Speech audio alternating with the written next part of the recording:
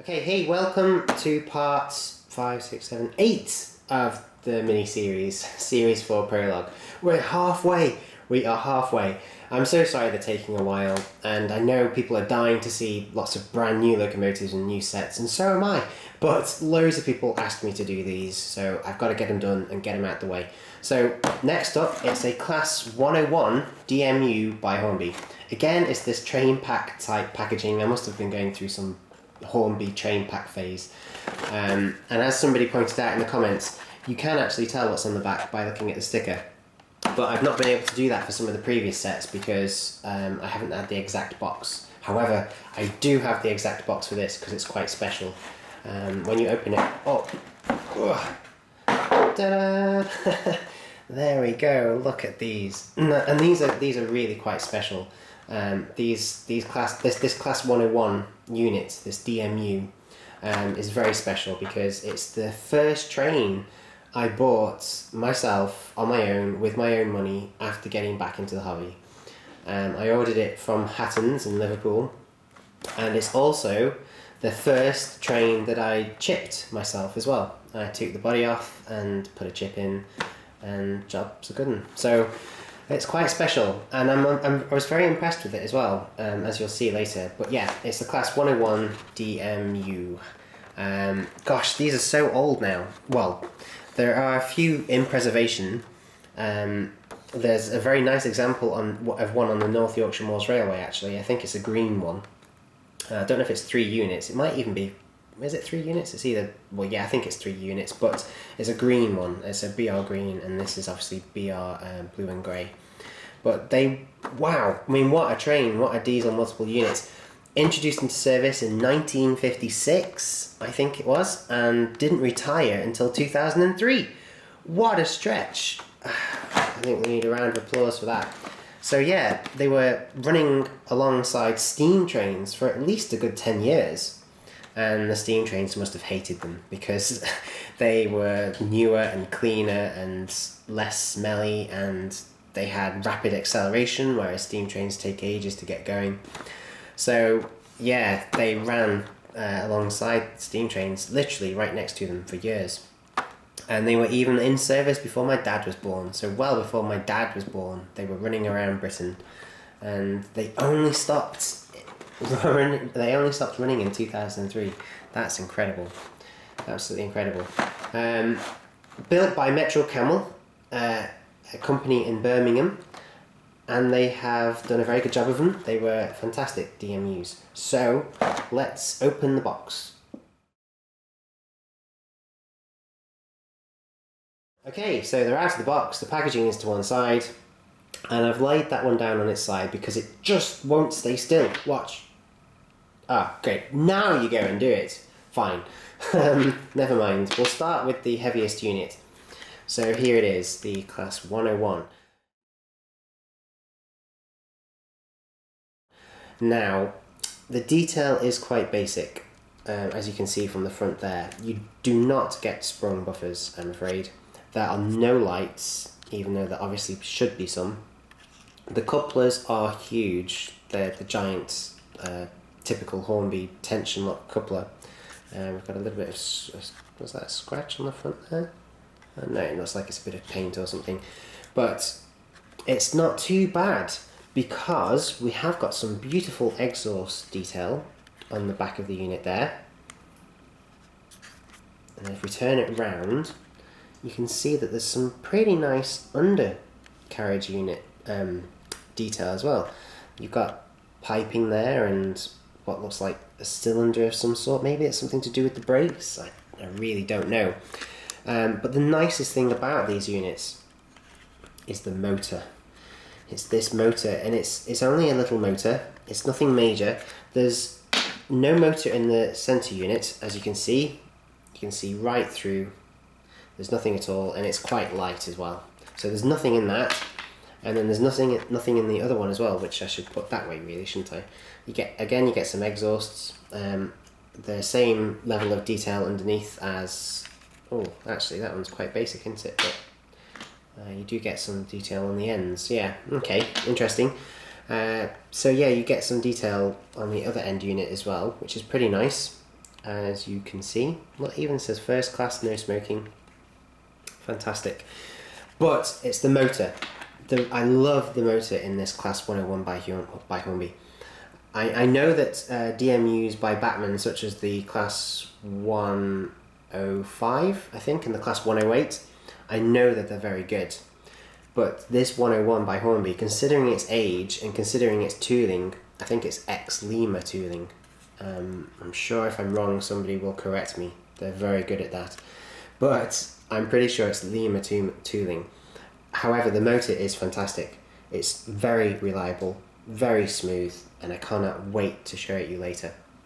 So yeah, detail-wise, it's not going to be a 10 out of 10, is it? You've got a nice window wiper there, but apart from the window wiper, the stickers in the windows, and a few little bits of riveting and under unit detail, that's it. There's nothing else. Although you do get a great view inside the unit, you can see all the seats. We could easily put some people on them and make it look dead realistic. And there's plenty of room inside as well. If you just take this body off here, see how easy that is, then there's loads of room inside to fit a lighting strip. So you could light up these units dead easily too.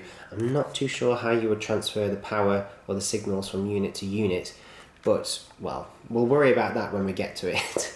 But yeah, they really are fantastic, and it was a bargain as well. It was like 40 or 50 pounds. It was just ridiculously cheap. The C1 there is for, it has to do with the loading gauge. We know that now. 1 basically means that this unit is small enough and light enough to pretty much go anywhere on the whole network, which is fantastic. So they're not bad. They're not bad. The detail isn't 10 out of 10, but it's not bad. It's more than good enough. I was very happy with it anyway, and it's, to this day, it's possibly I would say my second most favourite DMU, with my favourite being the Class 153 by Hornby. I know that the Bachmann ones are pretty good in detail, but I'm afraid their motors let them down. They're terrible. The Bachmann motors are rubbish. Absolutely rubbish, especially that Class 150 with an entire unit taken up with just the motor.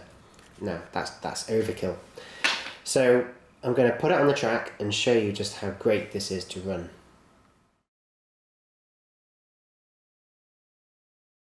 Okay, so I'm over at the layout with the world's most famous piece of skirting board. Time to put the dummy unit on first. So this is the back of the train. Look how easy that was. And look how nice and smooth this is. Look, what are you watching? And listening as well. Watch. Oh, it's beautiful. The way sorry, this DMU is so amazing. I actually went around the layout and I put little gaps in the rails. I actually pushed some of the track aside to create a little gap so that you get a nice little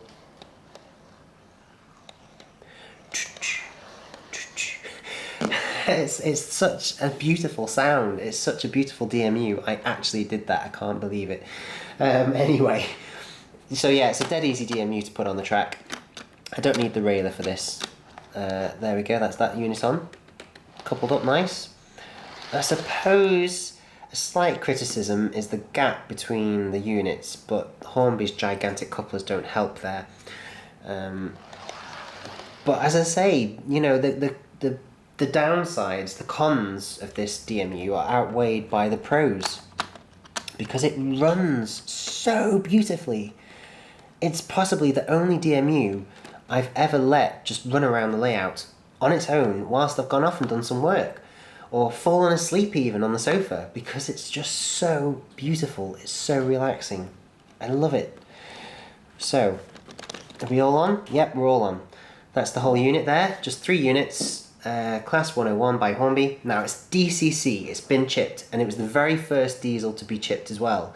So in my system of 20 to 40 are diesels, 40 to 60 are electric, and under 20 is steam. This is number 21, because 20 is reserved for the Dapol track cleaner. So let's switch the DCC controller on. just let it do its little startup sequence. Okay, so put in 21, select. Oh, look, she's ready to go already. That's brilliant. And she's not even ran in like a year and a half or something. It's just a shame that she hasn't got lights. I really would have liked it to have lights on the end. That would have been so great. And to have lighting running down the inside. Oh, wow, that would have been amazing. That would, without a doubt, been the best DMU in the world. But as it is, I'll have to make do. At least until I upgrade it myself. So, let's pick a direction. And yeah, watch this. Just watch it.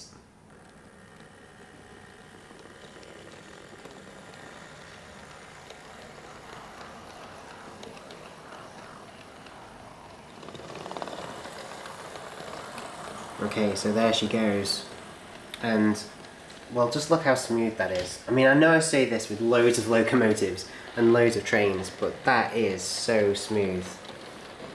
Look, there's just this gentle hum coming from the motor. That's fantastic. I'm serious about this. Why can't Bachmann do that? There's no need to take up a whole unit with just one motor. It's only got that to pull.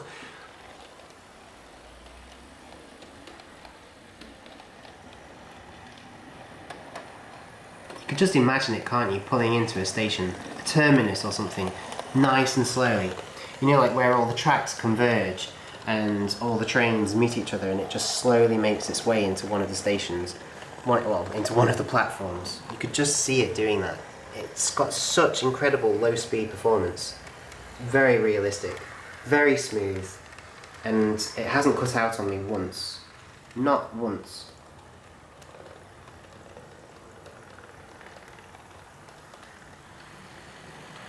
I'm going to show you just how good she is at slow speed performance. So let's slow it right down. Let's have a look at the controller. There we go. Let's really slow her down. Okay, here we go. Let's see what she can do. Okay, that's getting pretty slow. That's at a scale speed of about 7 miles per hour. Now it's down to about 5, 4, 3. You probably wouldn't need to get much slower, to be honest, but she's got more yet. Oof, that's about it. And then if we take it up again, let's get it going to a nice cruising speed.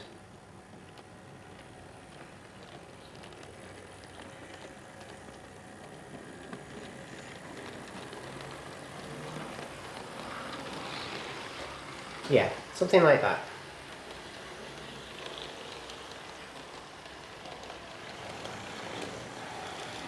Okay, this is the speed I like her at the most.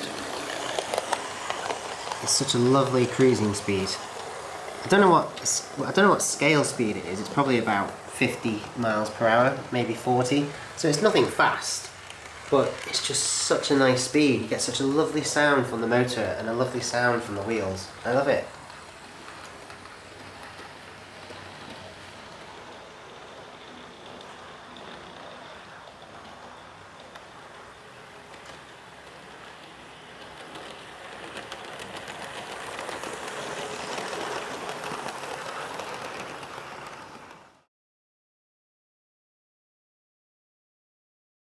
So yeah, do you see what I mean now about how smooth this DMU is? It's, after the Class 153, the second most smoothest DMU I've got.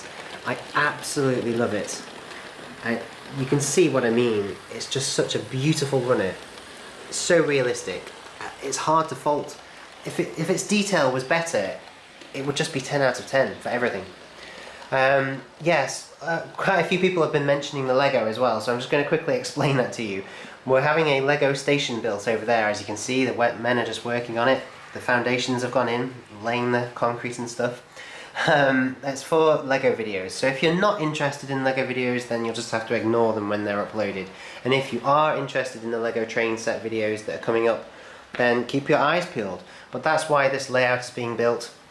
That's why the station is being built, because I've been asked by literally hundreds of people, probably thousands, to do Lego train sets as well. So I'm going to be doing some Lego train sets and looking at some excellent locomotives such as the Emerald Knight over there, which I'm going to show you.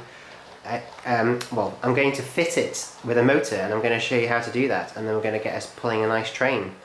So that's all to come.